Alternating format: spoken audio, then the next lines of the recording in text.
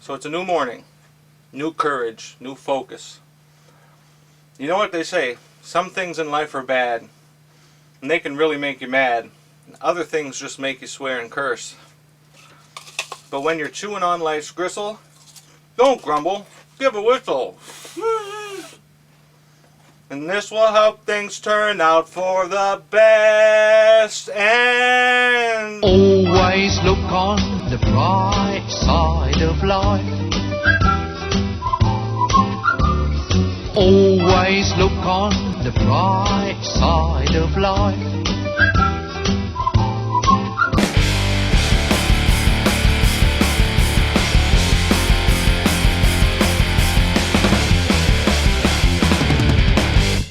let's make some awesome brass laser cannons right now! Cool, so I've already given this a try. Kind of tried and failed a little bit. What I've done is cut some brass tubing to different lengths. And I put a couple of little pieces inside just to hold the next one that goes in.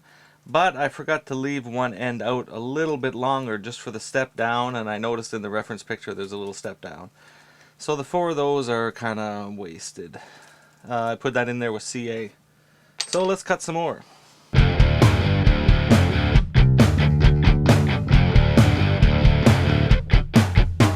So I'm finding it kind of tricky to get the brass cut perfectly square. And when I say perfectly square, I mean perfectly square. I got the miter box, piece of plywood in it, thanks Steve, to prevent the knife from killing it. And then I took a piece of MDF, and this kind of gives you, to a certain length, you can just clamp that in there to get the same sizes. Right?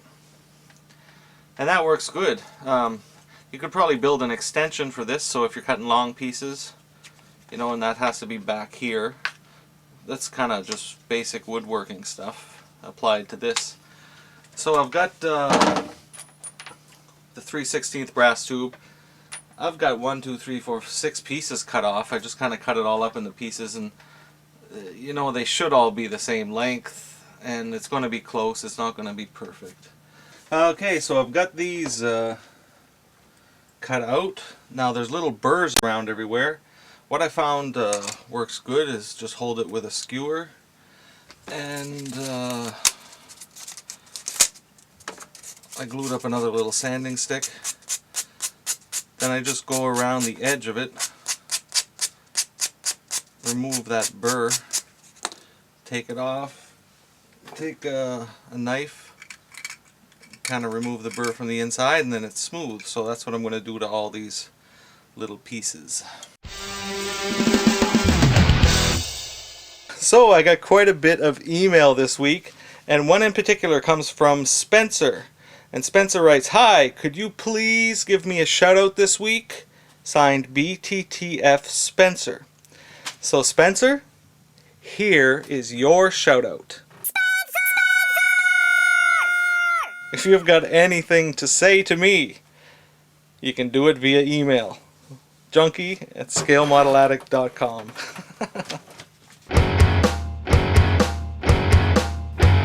Okay, so there are the first part of the tubes with the little, whatever you want to call it, the little lip or whatever. And pretty decent. You know, it's not perfect, but that part's complete. Without a doubt, the handiest thing for this task has been these calipers. Really invaluable for measuring all this stuff. So now I'm just measuring the length of that inner tube that runs the whole length right to the front of this. I'm going to have to build up this end with 3 or 4 different layers, but for now I just want to know what the offset whatever is. I don't know all the right words. I'm using CA, just kind of pouring it inside the tube, shoving those in, so there's still some that was wet inside, right? So when I go to put this piece in, it just fused there. It's like, ah! So I've got an extra piece, and I'm just going to kind of make sure that it's not sticking before I shove this piece in.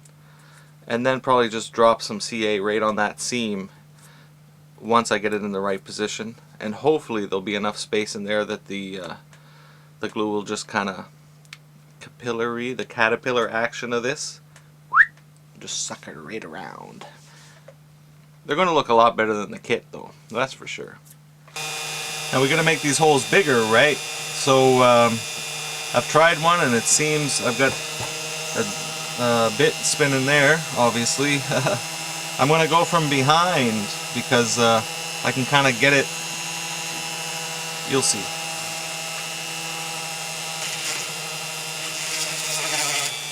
I just kind of push down and make that recess a bit bigger.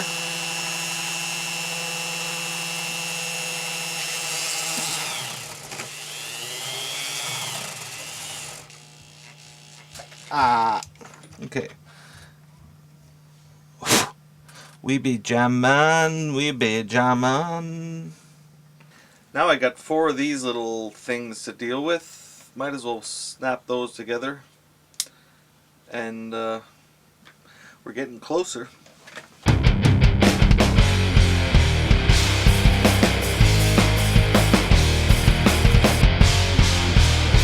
Okay, those are together. Got some pretty serious seams to take care of, but you know, press, clamp, glue them up, stick them to your finger, whatever works. You know, in another video I mentioned my faith, and I just feel like sharing some more of that with you right now while I work on this. For the record, religion sucks. Religion sucks, okay? That's my opinion. It doesn't have to be yours, but it's not a form of religion that I experience in my life now. It's a relationship with Christ. And I know Jesus is far from politically correct these days, but, and I won't get into my whole testimony, my whole story, but I went through the ringer with drugs and alcohol in my 20s, and meeting the Lord changed my life forever. He took all the emptiness that I had in my heart and all the darkness and all the hate and self-hating, and He set me free from that, and He's very much alive. And I'll say it again, religion sucks, and I believe Jesus thinks religion sucks too. And I just feel like sharing that with you right now for no other purpose than to, you know, these videos, I guess YouTube is about being real and about seeing into people's lives. And I'm sharing this hobby, and I want to share my story too. You know, I think there's some people watching that are really looking for something. And I believe Jesus is the answer.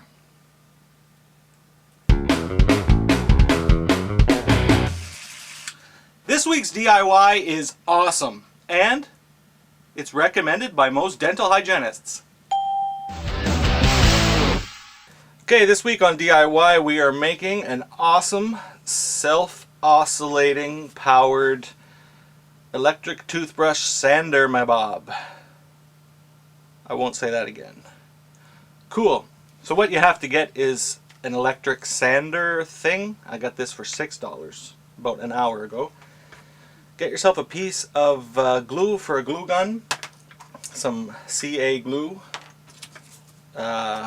any grit of sandpaper that you want, and you're going to need some scissors and a knife. Okay, so the first step is to get rid of their bristles. I found using a knife as opposed to scissors was the easiest way to do it. Now, get out your plastic glue thing. All we want is a cylinder, about 1/4 of an inch. Now with a little shot of CA, gonna glue that onto the end in the center. Okay, I forgot to mention one other thing. You're going to need double-sided tape. Now I'm going to go ahead and do this, but here's what you do. You got the glue stick glued on the screwdriver. It's not a screwdriver. On the toothbrush. Little piece of double-sided tape cut out like a circle. You stick that on there. You take a little piece of sandpaper. You stick it on the other side. I'll be right back. Awesome! And for under $10. Power tools for under 10 bucks. You could even get some different heads, put some different grits on it, have it ready to go. Pretty cool. The link for the actual article where this was revealed to me is in the more info bar right over there. And cool. Check it out.